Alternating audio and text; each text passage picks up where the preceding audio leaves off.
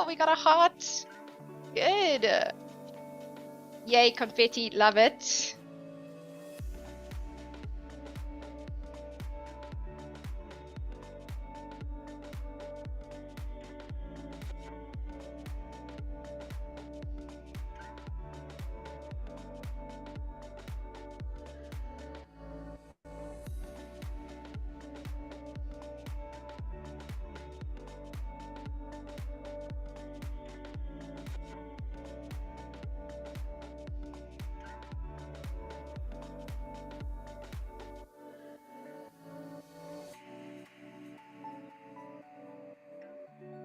Great. Well, I believe that we are having some difficulty with one of our panelists. She's just having a little bit of a challenge joining. But I thought perhaps in the meantime, I would just get started welcoming everybody to the session and saying hello to everyone who has joined us so far. We're so excited to have you with us. Hello, everyone who is joining on Zoom and everyone who is joining on our live streaming panels. It is so exciting to have you here and to listen to this panel. We have a very exciting lineup of panelists to share with you. So really looking forward to it. And with that, I think I'm just going to allow us maybe 2 more minutes to let our second panelist go. But in the meantime, we will be talking about Inspire Inclusion today. And below your screen, at the bottom of your screen, you will see the ability to either Q&A. So there's a Q&A little box. You will also see a little hand raise icon. So towards the end of our panel, we will be hosting a really fun Q&A session with the panelists that you see on your screen, or if you are live streaming, feel free to either add your question in the comment box, in the Q&A box, or raise your hand and we will give you the ability to speak directly to the panelists. So if anyone has any scathing questions or any really exciting questions that they need answered, feel free to do one of those ways and we will get started soon. So in the meantime, I will hand over to Bev, who is going to begin doing our panelist introductions. And in the background, I will be getting our fourth panelist ready to go. Thank you so much, Bev, and over to you. Hello, and welcome to the Teens and AI virtual panel discussion on Inspire Inclusion as part of our IWD 2024 campaign. My name is Bev Chislett, and I am the Head of Marketing at Teens and AI. I'll be your moderator for today's panel. At Teens and AI, we are driven by a mission to empower young people to harness technology for social good, creating a fair world where everyone has an equal opportunity to maximize their potential. We inspire teens to explore a future in tech and AI through collaborative, hands-on learning experiences. This year's International Women's Day theme, Inspire Inclusion, resonates deeply with our core values. We believe that fostering diversity and inclusion is not only a moral imperative, but also a key driver of innovation, creativity, and overall organizational success. By welcoming and encouraging diverse perspectives, it is our duty to empower all we come in contact with, to act as a catalyst for change, and help generate better ideas to solve the complex problems of our ever-changing world. Inspiring and being inspired is an important part of every program we put our name to. Through shared experiences, we learn from each other, exchange ideas, and open our eyes to the endless possibilities technology has to offer us as we strive to create an environment where everyone feels valued, respected, and empowered to contribute their unique talents and perspectives.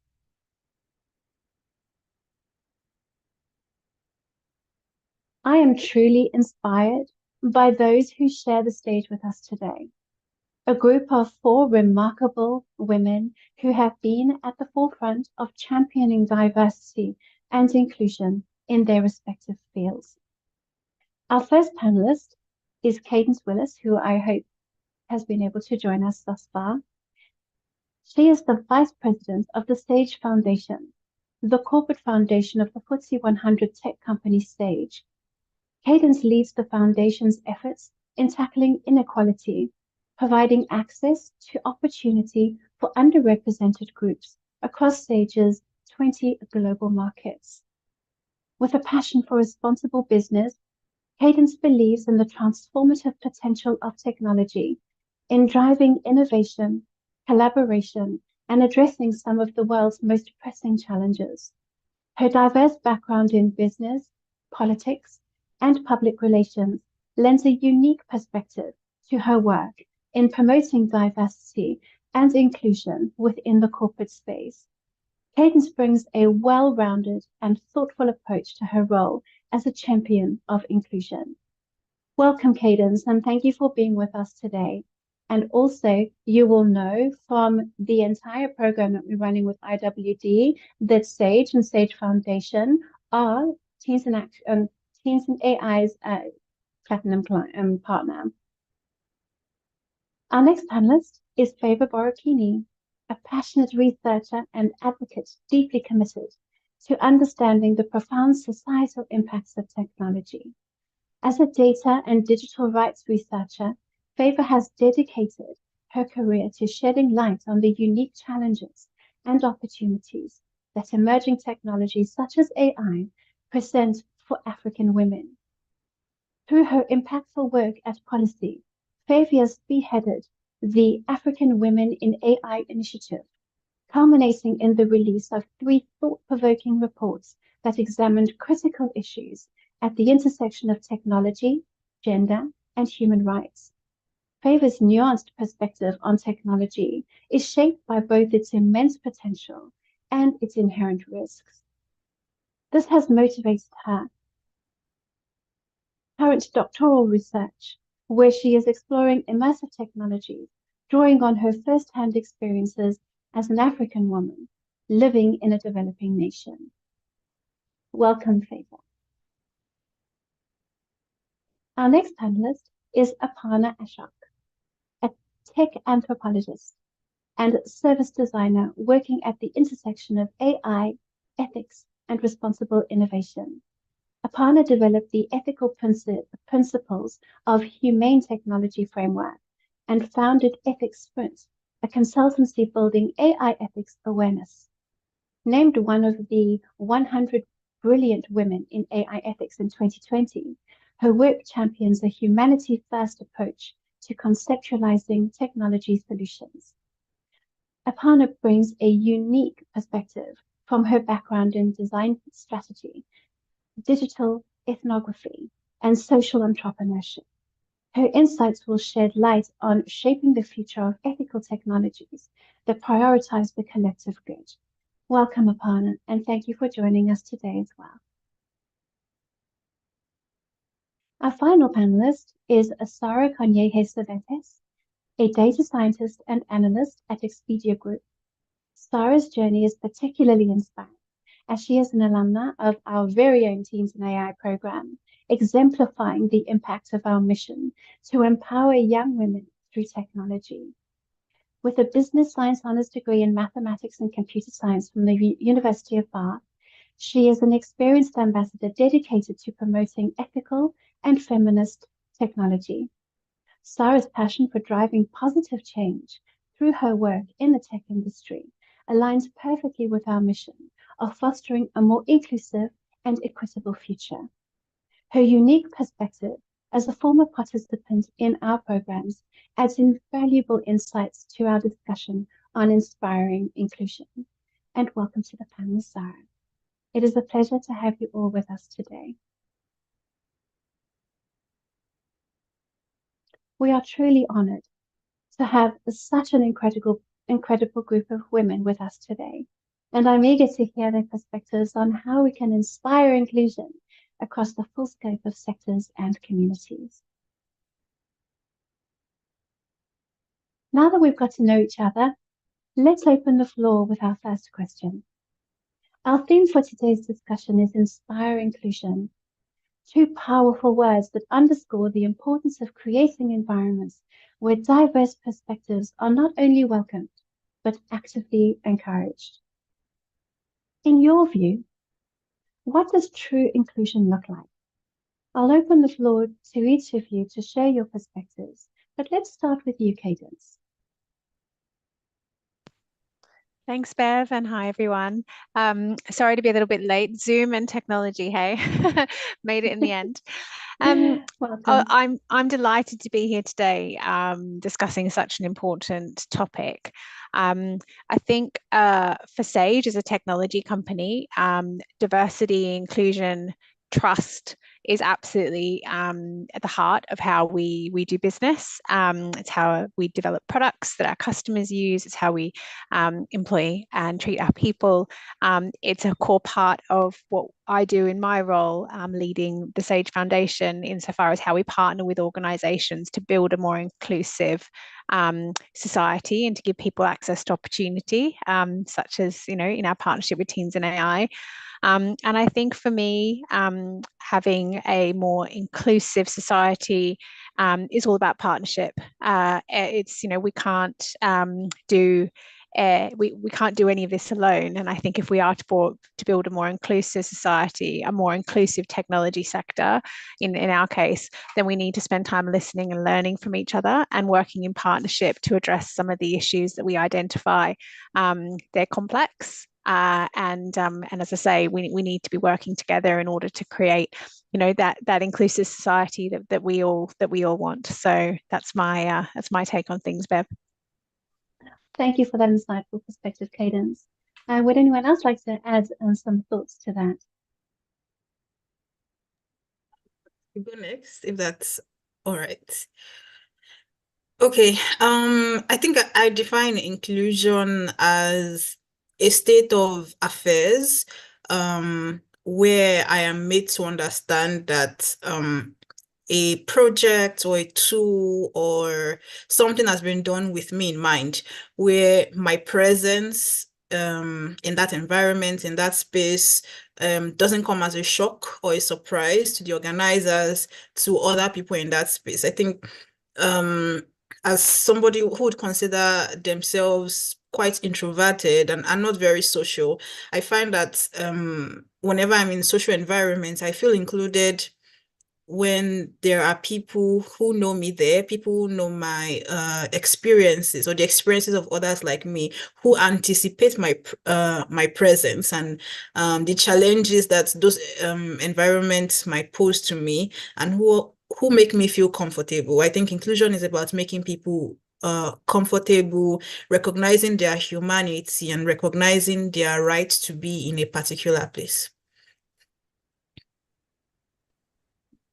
I think to jump in and follow on from what you were saying, Faber, I think it's definitely creating space to start off with, for people to feel welcomed into these spaces and feel acknowledged and feel that, just like all the people who are there already, that you have a right to be there.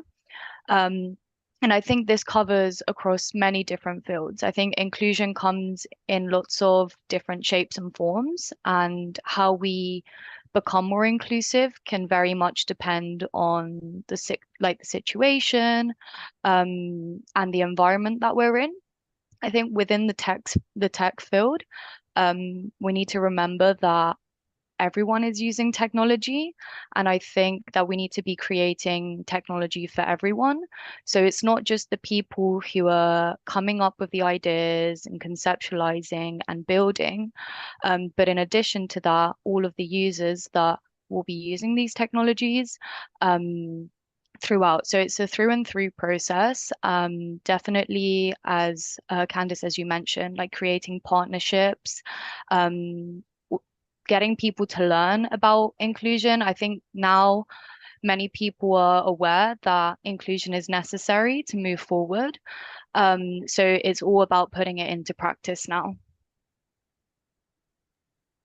And I can chime in as well. For me, a lot of inclusion is about using technology to build an equitable world. We are facing so many unprecedented changes all across, and that's where there's quite a lot more thought that can go into saying how we're using technology and what are the futures that we are building, and does that also accommodate different imaginations and different realities, to have a wider imagination of what are the worlds that we would produce as a result of everything that we are building today. Absolutely. And I think what has come out of what we have all just shared here now is the fact that, we are in fact all human. And there is that element of the human nature needs to be inclusive, right? As humans, as people, but also how technology can enhance that in a way that favors all and not just one. So that is really, really a great start to, I think, this Inspire Inclusion conversation. Cadence, I'm going to come over to you now. As the leader of Sage Foundation's efforts to tackle inequality and provide access to opportunities globally, you have a unique vantage point on the challenges and opportunities in promoting diversity and inclusion on a large scale. From your experience, what role can and should large corporations play in driving meaningful change, ensuring technology is used for good, and helping to build a more inclusive society? Thanks, Bev, for that question. And it's certainly a very big one and not an easy one to answer. So I can talk a little bit about how we approach that as a company. So how Sage looks to build trust and to ensure that technology is being used for good. And then I can also talk a little bit about some of the barriers perhaps to access and how and participating in this amazing Aparna said, that everything's evolving so quickly, this sector. So how do we ensure that there's equal access to opportunity that's being created? So I think taking the first part first, when we talk about the purpose of a company like Sage's, ours is to knock down barriers so the millions of customers that use our products can thrive and run their business. And you mentioned the importance of human. And I think our approach to using AI and technology is all about elevating the role of the human, right? Making it as easy as possible for people to be able to focus on adding that value that only the human can add. And I think core to that is how do we ensure that we leave the world and the technology sector in particular in a better place than we found it, right? How do we build inclusivity and efficiency and ethics and trust into products? And I'm not a product person. We've got others on the call that I'm hoping can build on this. But when I ask that question of our technology teams, the thing that I love is that their answer, and I've got it here because I want to read this out verbatim, is that at Sage, our approach is that we should match any investments in automation, i.e. AI, with equivalent investments in trust. So that means that, we know that people will only use technology if they trust it. So we spend a lot of time in establishing the right principles that we need to ensure that our products are being developed responsibly, that we involve our customers in the development of our technology so we can really listen and understand their needs. We've got experts across 7 countries, so we're trying to bring in a diverse mindset and experiences to make sure that we're not building bias into our products and services. And then there's a whole heap of other work our team does specifically focused on that. And I think what an amazing opportunity. I know we've got lots of young people on the call today. To think that you've got the potential to be working in this field focused on building trust into technology. I mean, what an amazing opportunity I think that is, and a responsibility to make sure that continues. And through the work of the foundation, that we do, we believe that an important part is to equip the next generation with those skills to be able to do that. And it's through our partnership with organizations such as Teens in AI that we're really looking at how we can equip people with those skills for good.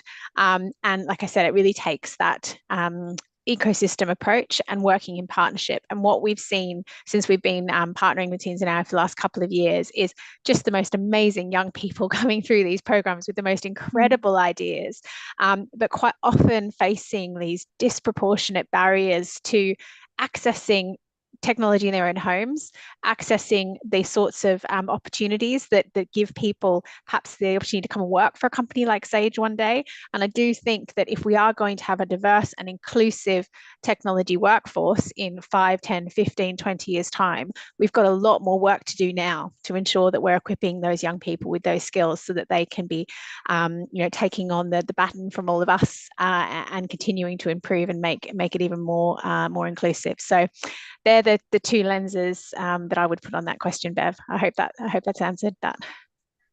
For sure. That is so interesting. And especially based on the fact that you are, in fact, bringing in people, like you were saying, from 7 of your global locations in the development of your products, where that already is inclusive because you're including various cultures as part of that as well, from an internal development perspective, in addition to the customer focused lens. Right. So I think that is really, really interesting. Thank you so much for sharing that, Cadence. Reflecting back to you, Favor, your work has highlighted the unique challenges that emerging technologies like AI present for women and other marginalized and underrepresented groups.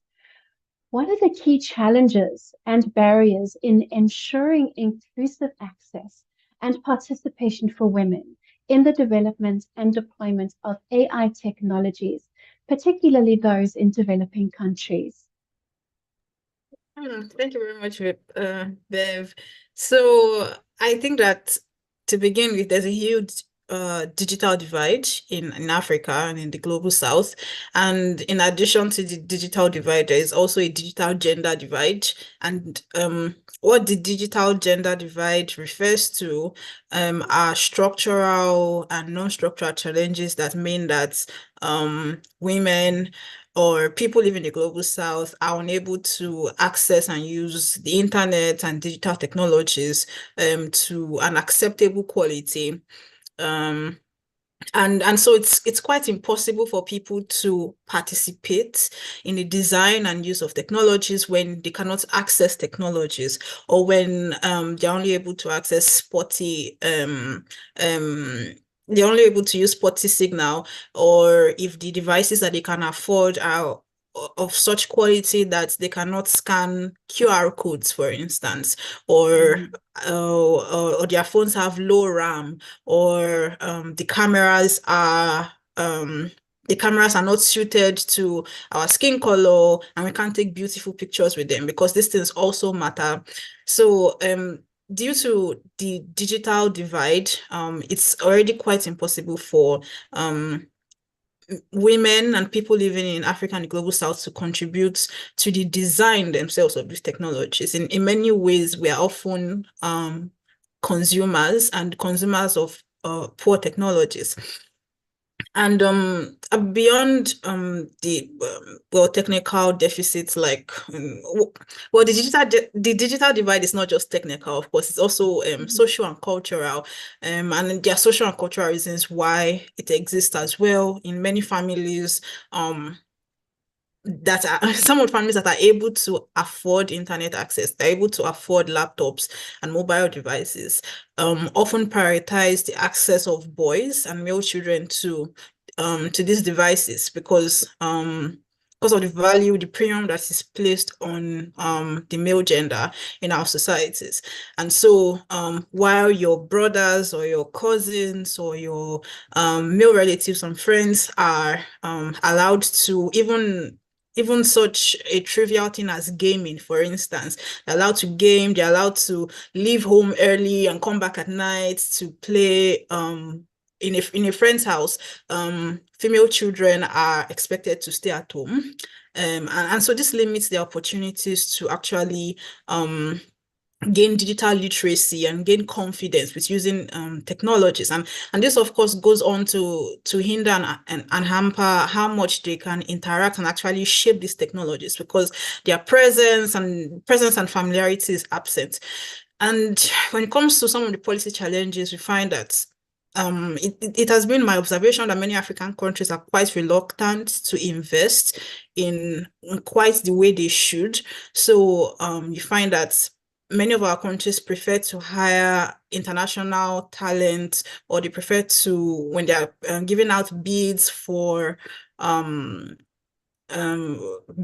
technical infrastructure for, say, banks or public services, they prefer to receive bids from European countries or Asian countries. I feel there's this it's called leapfrogging. Leapfrogging is quite rampant in in our public service. So leapfrogging is, well, what happens because technologies enable us to, it's sort of like a buffer. I think it prevents you from going the long way, the manual way. You could spend less time on a task once the technology enables you to be able to do this. So I think our governments prefer to invest in technologies that they feel will augment certain outcomes rather than investing in foundational infrastructure. So you'd find that a lot of the internet in Africa is quite reliant on submarine cables that are owned and developed by big tech companies like Meta and the like. And quite a few weeks ago, there was this huge internet outage because some of those submarine cables were compromised, and that left a huge amount of the continent shut out of the internet. So these are some of the challenges that prevent inclusion meaningfully and structurally.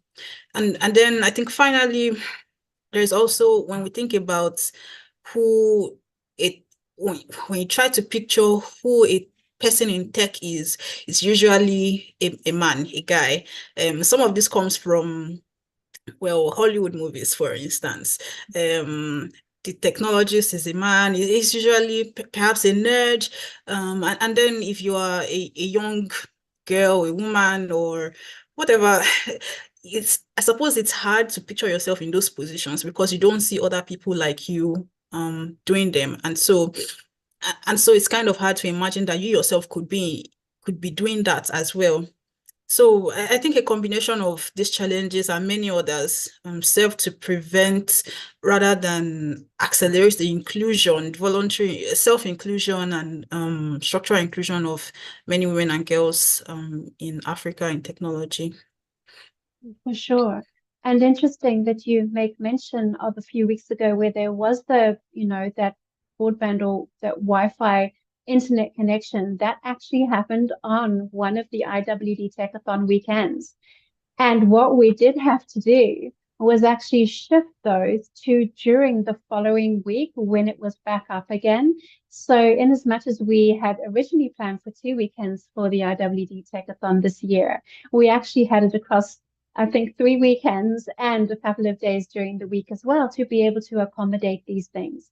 And it's good that, from our perspective, we're able to be agile in that way and be able to create the opportunity for that inclusive type of behavior by doing everything we can to continue to bring those children together again, even though we had that challenge on the day. So, wow, I can totally appreciate and understand why you are doing the work that you are doing and the impact that you are going to have. I truly do. So thank you so much for that favor. Coming down to you, Apana. You were recognized as one of the 100 brilliant women in AI ethics in 2020. In your role as an AI ethicist, you've observed firsthand the impacts of bias in AI systems and the ethical considerations that come with the development and deployment of these technologies. In your opinion, how can we better involve diverse and underrepresented communities that are most likely to be impacted by the AI development process to ensure inclusive representation? I really love this question. So thanks for that, Bev. So the starting point is that we actually recognize that not considering these perspectives up front does have an impact. So I think that's already a starting point. And then, how do we actually then involve them well and early? This is not really a challenge unique to AI. I think it's true for all tech development, but just accelerated and amplified by how AI is developed at scale and using data sets and models that are built on available data, which are a bit more skewed or representative of one portion of the world. So the answer to that is not new. It comes from other disciplines that have always existed as well. It comes from the design field, or from a little bit of borrowing from my background in cultural anthropology as well. So I would say participatory design is one way to start addressing this.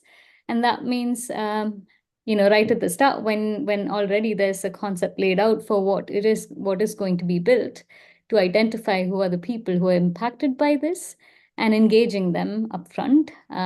This is a fairly well-established practice within user research.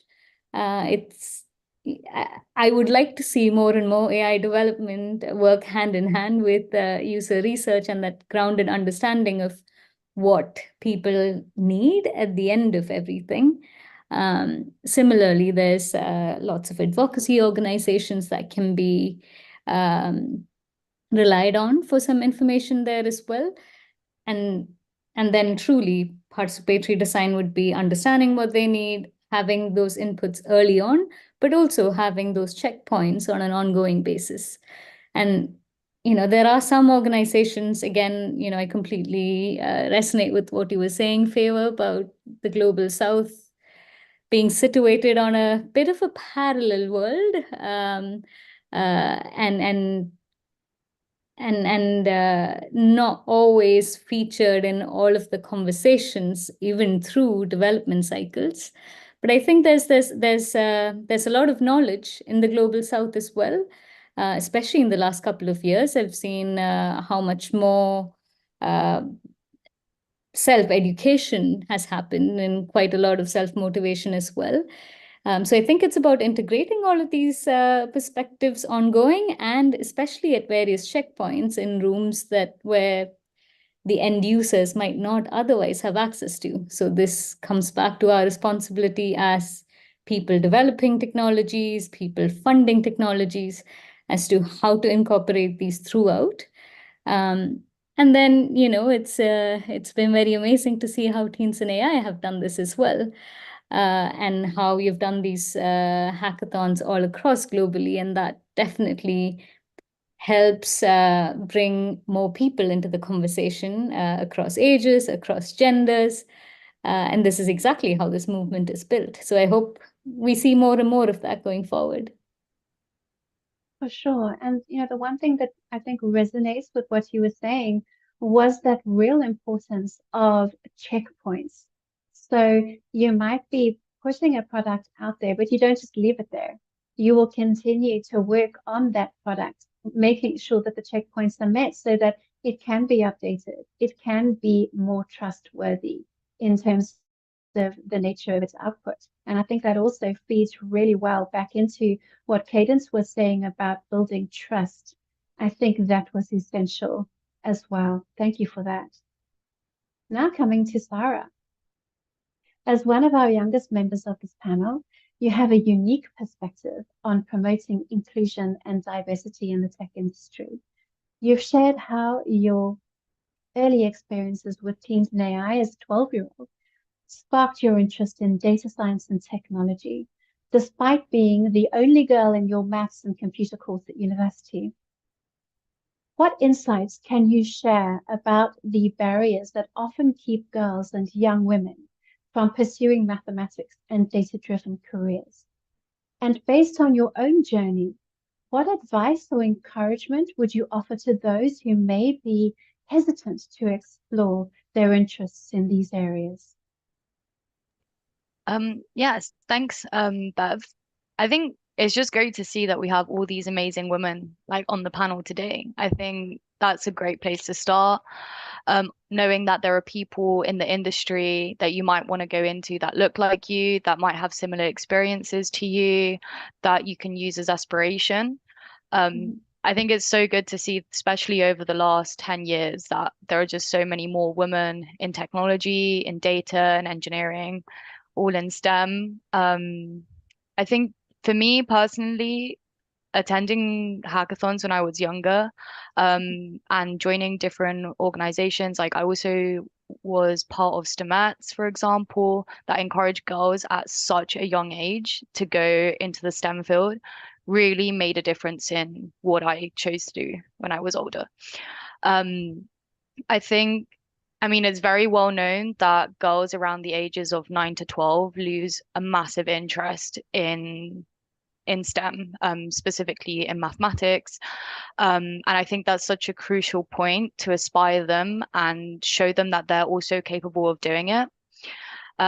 There's many examples that show that women and young girls specifically are just not particularly welcomed into the field. But it's great to see so many initiatives now that do that. There is a lot more research and understanding as to how to advertise university courses, how to advertise groups, courses, job titles, and job roles that do encourage more girls and women to apply.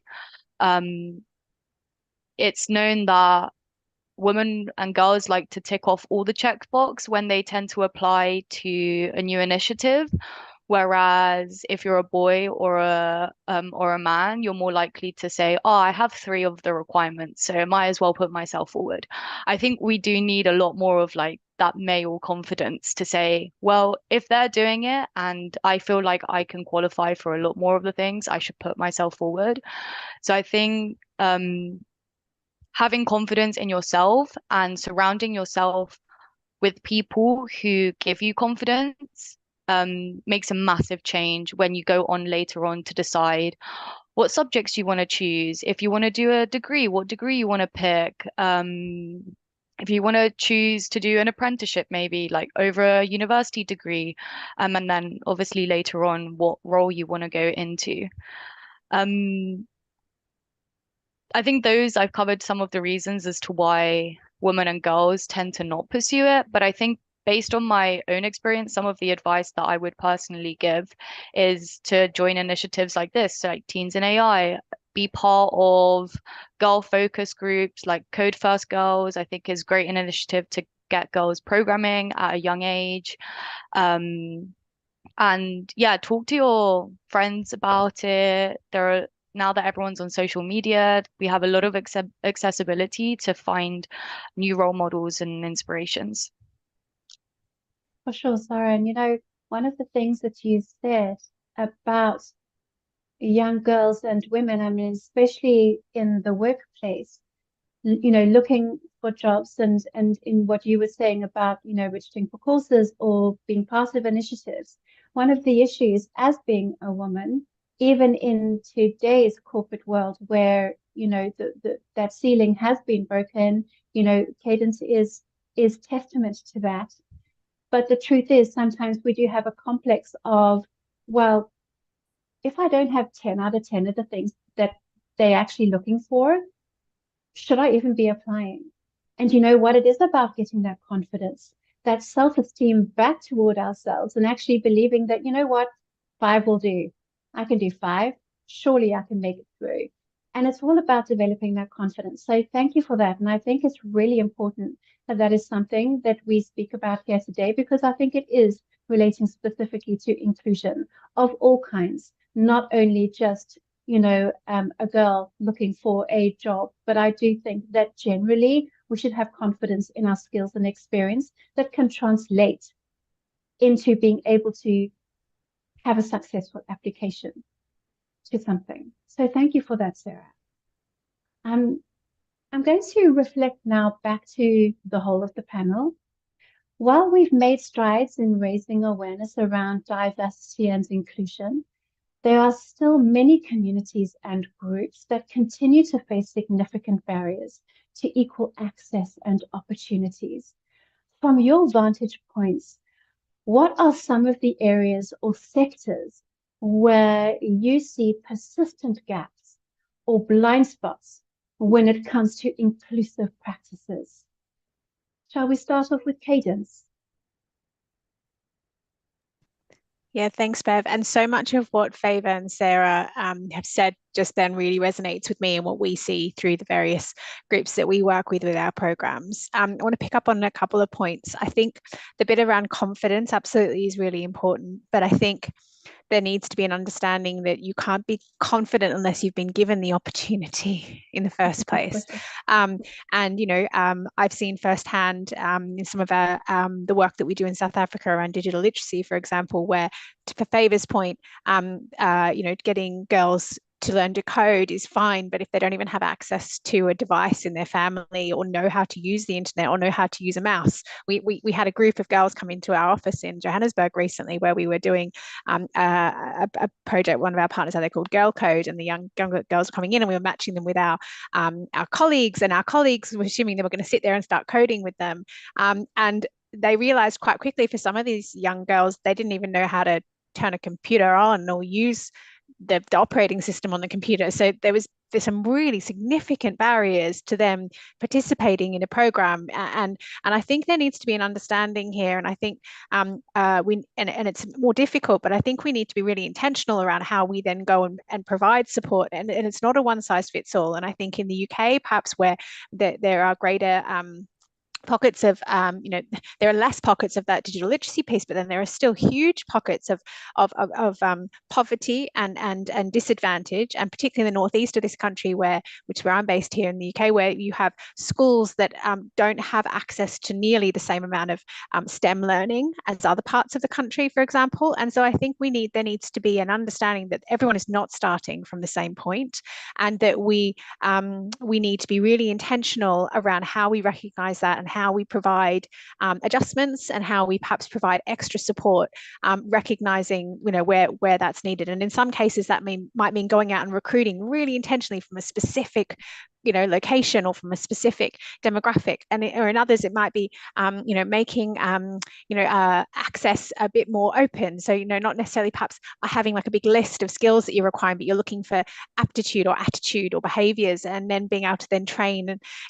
things like that, which I think are incredibly important. And then I think back to my point I made at the start around partnership, I think we can all, through social media, Sarah mentioned it, we can all share our experiences and our own journeys in technology. I didn't do a technology degree, but I work for a tech company, and I learned so much, and I love being part of such a vibrant community surrounded by such amazing, interesting people. So I do think that we all have a role to play in helping to show people that it's not a Silicon Valley man anymore. It's an amazing, diverse industry, and if we are quite intentional around opening those doors and creating that access to opportunity, I think we will all benefit as a result. So yeah, that's my thought on that, Bev. Oh, for sure. Favour, do you have something to add, perhaps? Yes. Yeah. I think a lot of what Apana, Sarah, and Cadence have said really resonates with me as well.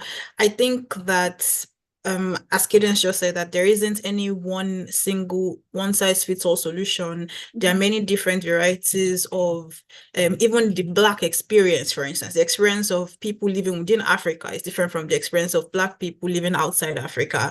The experience of women in Europe is different from the experience of women in Africa, and so on and so forth. It's like you can't just pick one demographic or a large group and then say, well, if it worked for this group here, then it must surely work for them here. And then something like what Sarah was talking about related to the leaky pipeline, where you'd find that from primary school to secondary school to university, more and more women and girls continue to drop out of STEM. Few of them go on to get postgraduate degrees in STEM-related fields. Few of them go actually work. If they do get computer science or mathematics degrees, few of them actually go to work in industry or in academia. And those, so there's just like a pipeline that leaks for some reason. And I think when it comes to mentorship, for instance, like stuff like what Teens in AI is doing is really important, because I think people really need people to model the possibilities that are possible for them. And it's not just having somebody to model it or having a group, it's important to feel that somebody takes interest in you as an individual, as a person. And beyond mentorship, it's also important to have a champion. So not just somebody who gives you advice once in a while, monthly or weekly or whenever, but somebody who, whenever you are not in the room, speaks up for you. So I listened to Carla Harris. She's on the board of I've forgotten what she's on the board on, but she's a Black woman who talks a lot about mentorship. She worked in Wall Street and she has a very impressive career. She said that what matters the most is for somebody who people respect, who has a voice to speak up for you when you are not in the room. Somebody when there is a decision to be made for a promotion, an advancement, or something, and for that person to put forward your name and to also argue that you deserve that position. And even if you don't get it, you want that person to be able to tell you what happened in the room, why you didn't get it, and how you can position yourself for success the very next time. And then I also just think that it's important for people to be aware about class as well. Sometimes I spoke at this event last year and on AI and inclusion, and somebody said that what about class? And I really resonated with that question because you might be skilled, you might be intelligent, but you might come from a socio-economic background that is deprived in or less privileged in some ways. And so you don't fit in with the wealthy, educated, well-connected people that you are going to be working with. And that would mean that you're unable to socialize with them, for instance. That would mean that you are less confident with asking them questions, with asking for help. And that would tell on you. You'd feel less confident, less able to interact. And people often misinterpret a lack of confidence as standoffishness or pride, or they might think that you do not wish to be there. And so I think a good mentor, or diversity diversity initiatives should recognize that even when you get people into the room, that's not the end. Getting people into the room is not the end of it. You need to acculturate people to this environment so that they can thrive in them. Sure. Aparna, you have your hand raised. Yeah, I really do like what you've all been saying as well. And I agree there's context matters for a lot of this, and diversity comes in lots of shapes and forms. So yes, we need to get more women into STEM, and also we need lots of different disciplines working on technology.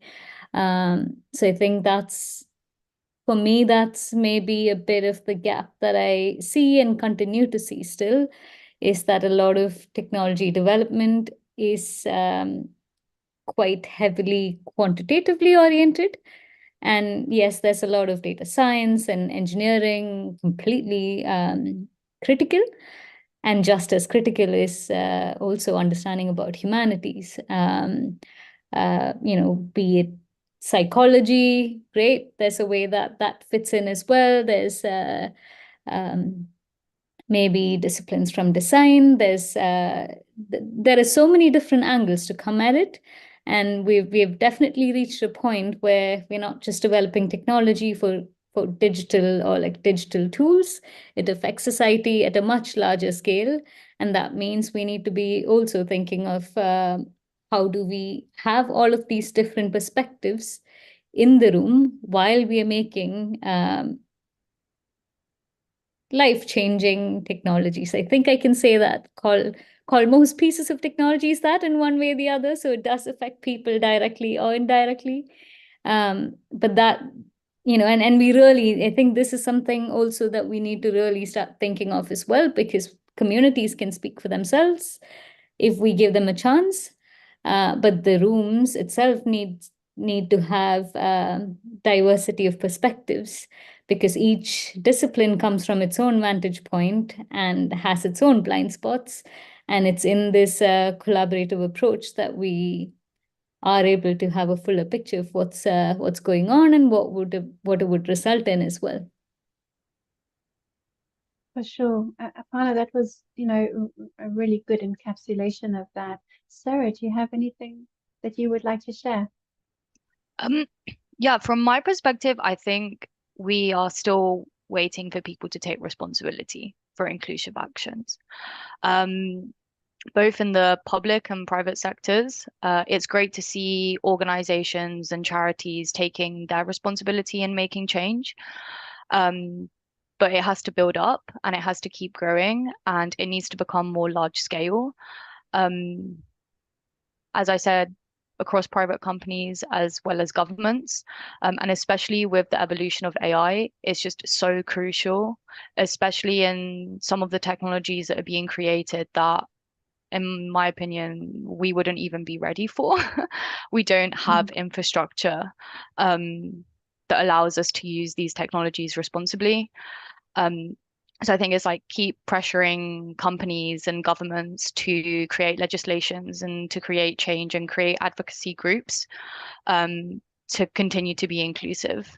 And I think it's great what all of the other panelists have mentioned. It's being both in and out of the room. So there's a massive opportunity for allyship and for allies to also take their roles, because we know that girls and women are capable of filling these roles. We just need to be seen and heard, and allies are in a position to create that space to welcome us into it and support us in doing so. For sure. And if I've taken anything away from this particular questions, answers from all of you, is I think it really does actually start at grassroots level. And, you know, what Favor was saying and what Cadence was saying about education, we have to take it back that one step. We actually need to give that baseline education before we can even start the journey to being able to be more inclusive. So the fact that our education, I mean, just talking specifically to the UK right now, there is even a disparity in what is delivered in the school education system here in terms of the level of delivery of, you know, maths or data science or technology type courses. And then if you compare that to Africa, there is no comparison to that as well. So that education aspect, I think, is key as a building block to being able to be inclusive, no matter who we are, no matter where we come from, and no matter which culture we have been brought up in. And I think that that is absolutely crucial for the future, not only of I think the human race, but in this very fast moving world of technology and AI, to be able to draw all of those things in so that everybody starts at the same starting point. So I do think we've got a bit of a way to go, but I think that everybody here has got such a good handle on each one of your roles in how we are going to achieve that. So we have actually time just for one final question. I hope you don't mind me turning it back to all of you. If you had to give one piece of advice to leaders looking to truly prioritize diversity, equity, and inclusion in their organizations or communities, what would it be? What's the most important mindset shift or action step or commitment they should make? Cadence. Thanks, Bev. One is very tough because I've got a lot. I think we've heard from the perspectives on this call. There are many things that I think our leaders should be doing to create a more inclusive and diverse world, and in our case, technology sector. I think my ask would be to that point around recognizing that it's not a level playing field, that you cannot possibly expect the same thing from everyone because they're not starting from the same starting point. So that you have to have inclusive hiring practices, and you have to be open to explore and to speak with people from different cultures, different backgrounds, different perspectives, different industries to help you then inform those hiring practices. Because I think without that, you'll continue to hire the same people from the same places because you're not making it accessible, and you're not opening the door properly to those various groups that we've spoken about. And I'd like to say that is definitely not an easy thing to do, but I think we have to demand that, and we have to continue to push people and to push ourselves to do better. For sure. Favor, do you have anything to add?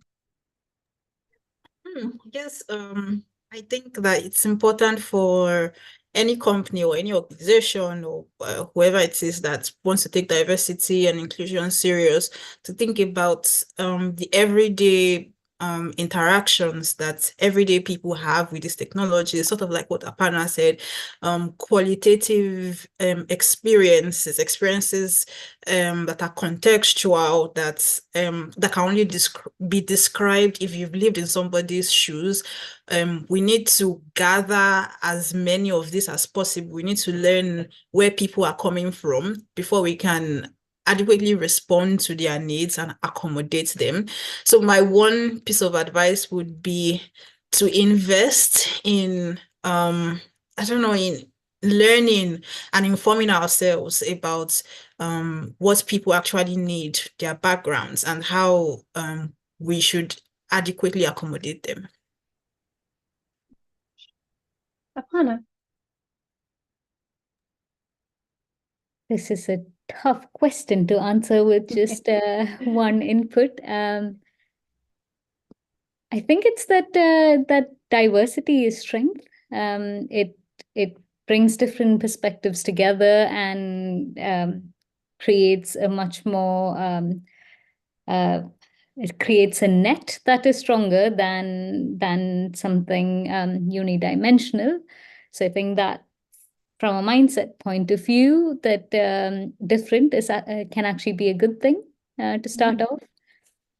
And what does that then mean in practice is to have supporting structures, I think, as Cadence and Favor mentioned as well. It's very important to have a lot of support frameworks around, having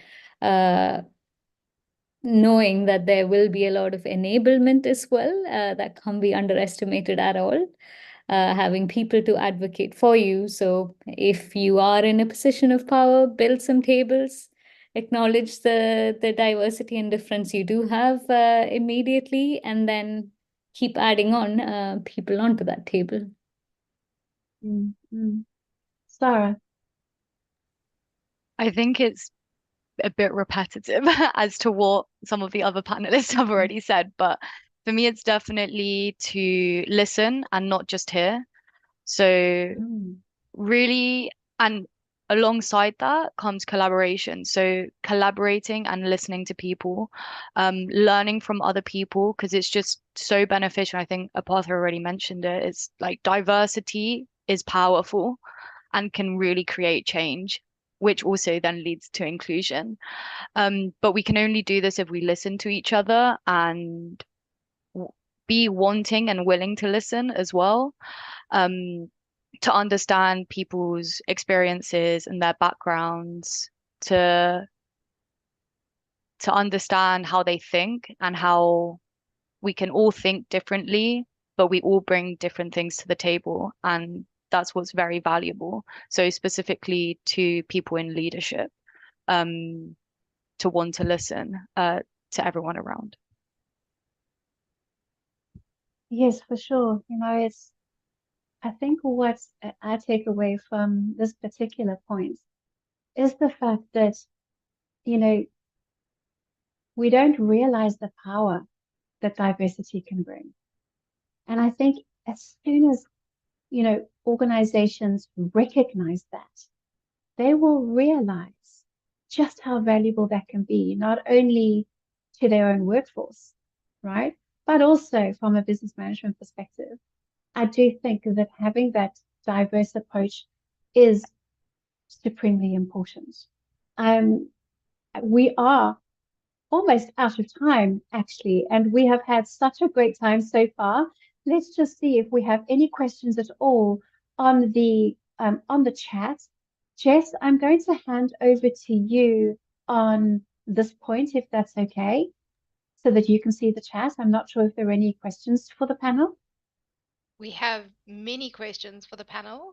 Hello, everyone. It's so wonderful to see you and to have been a part of this panel, just listening in. I am inspired, and I believe our audience is too, judging by all the questions that unfortunately we won't have a chance to get to all of today, but just a few to focus on.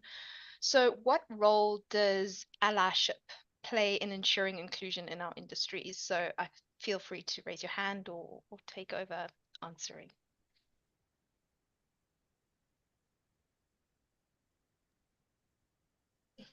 Go ahead.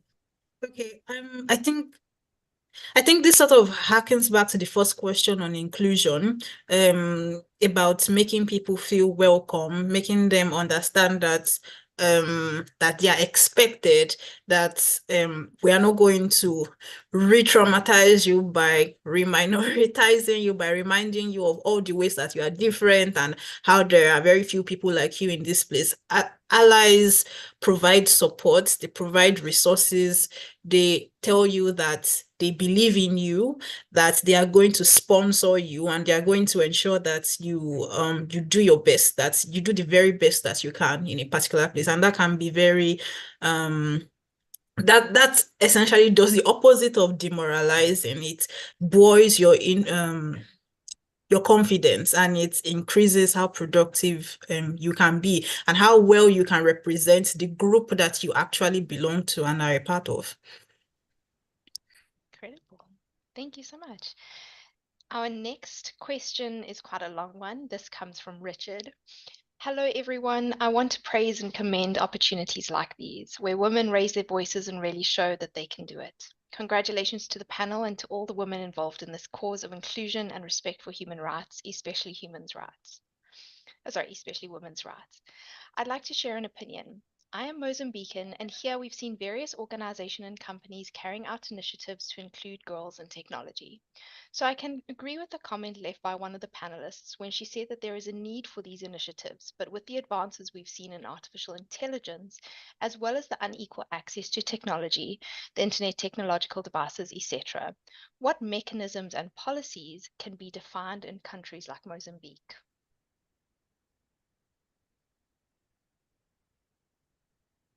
I think this one's definitely for favor. Yes, I want to preface by saying that I think that there are or that I don't have an extensive experience working in Mozambique specifically.